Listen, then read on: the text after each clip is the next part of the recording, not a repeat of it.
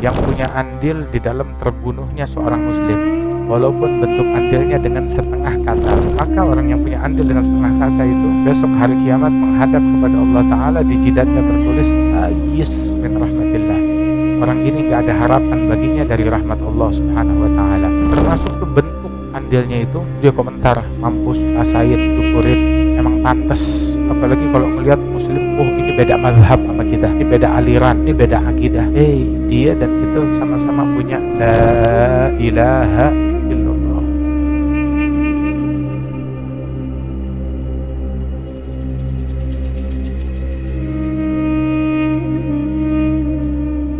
Dosa itu ada dua macam. Ada dosa yang berkaitan antara hamba hanya dengan Allah, nggak ada kaitan dengan makhluk, antara dia dengan Allah Ta'ala. Ada lagi jenis dosa yang kedua, itu berkaitan dengan haknya manusia.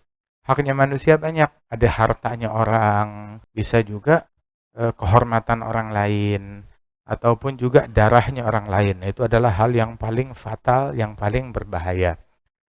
Sebab tuh kullu muslim ala muslim haram, tiap muslim haram mengganggu muslim lain. Mengganggu apanya? Damuhu wa maluhu wa irduhu. Haram diganggu darahnya, ataupun kehormatannya, ataupun hartanya. Darah artinya dengan membunuh muslim tersebut, itu adalah hal yang diharamkan oleh Allah Subhanahu wa Ta'ala. La yazalu rajul fi fushatin min dinih ma lam yusib daman harama. Senantiasa seseorang itu berada di dalam kebaikan Islam, kelapangan agama Islam, kemudahan dalam Islam, mendapat fasilitas, benefit, kemudahan, kelapangan, gampang masuk surga. Ini benefit dari agama Islam selama dia belum menumpahkan darah yang haram untuk ditumpahkan. Kalau udah menodai darah, kaitannya dengan darah, itu fatal, sulit. Sehingga awal mayughdha yaumal qiyamah fid dima. Hal yang pertama yang diadili di hari kiamat itu adalah perkara darah. Kalau dia membunuh orang, menumpahkan darah orang lain, itu hal yang berat. Seandainya lau ijtama'a ahlus samawat wal ard ala qatli muslim, seandainya seluruh penghuni langit dan bumi mereka bersatu padu di dalam membunuhnya seorang muslim, menumpahkan darah yang diharamkan oleh Allah Ta'ala, maka Allah Subhanahu wa Ta'ala nggak akan ragu memasukkan semuanya ke dalam api neraka. Waliyadzubillah min dzalik. Man a'ana ala qatli muslimin walau bi syatri kalimah, yang punya andil di dalam terbunuhnya seorang muslim, walaupun bentuk andilnya dengan setengah kata, bukan satu kata. Satu kata bunuh itu satu kata. Setengah kata. Bu atau unuh dengan setengah kata. Andilnya itu dengan setengah kata, andil dalam terbunuhnya seorang muslim secara terzalimi. Maka orang yang punya andil dengan setengah kata itu besok hari kiamat menghadap kepada Allah Ta'ala, di jidatnya tertulis ayis min rahmatillah. Orang ini nggak ada harapan baginya dari rahmat Allah Subhanahu wa Ta'ala. Hari di mana hari kiamat Allah mengobrol, membagi-bagi rahmatnya, sampai-sampai iblis itu menjulurkan kepalanya berharap kebagian. Wah, dia mustahil dapat. Tapi saking ngelihat Allah bagi-bagi rahmat, itu iblis sampai menjulurkan kepalanya berharap dia kebagian. Iblis masih punya harapan, berharap, padahal itu harapannya mustahil.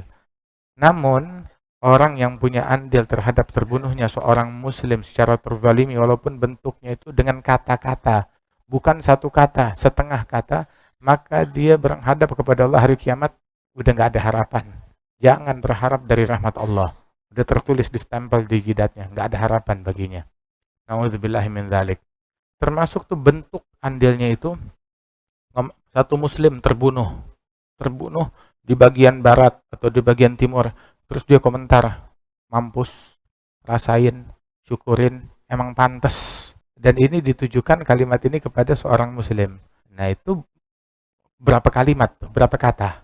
Kalau andilnya dengan satu kata aja, dengan setengah kata, Masya Allah, celaka. Bagaimana dengan banyak kata-kata yang diucapkan? Karenanya itu, jangan pernah merestui, meridhai terbunuhnya muslim yang dizalimi, secara terzalimi. Baik itu apalagi di zaman sekarang ini yang kita tonton dari berita. Apalagi kalau ngelihat muslim, oh ini beda mazhab sama kita, ini beda aliran, ini beda akidah. Dia dan kita sama-sama punya la ilaha illallah. Muslim yang di Palestina, persamaan kita dengan dia la ilaha illallah. Muslim yang ada di Irak, yang ada di Libya, yang ada di Afghanistan, yang ada di Sudan, yang ada dimanapun di seluruh penjuru dunia, persamaan antara kita dengan mereka la ilaha illallah. Hati-hati jangan komentarin sebagai ungkapan restunya kita atas terbunuhnya seorang muslim dimanapun mereka.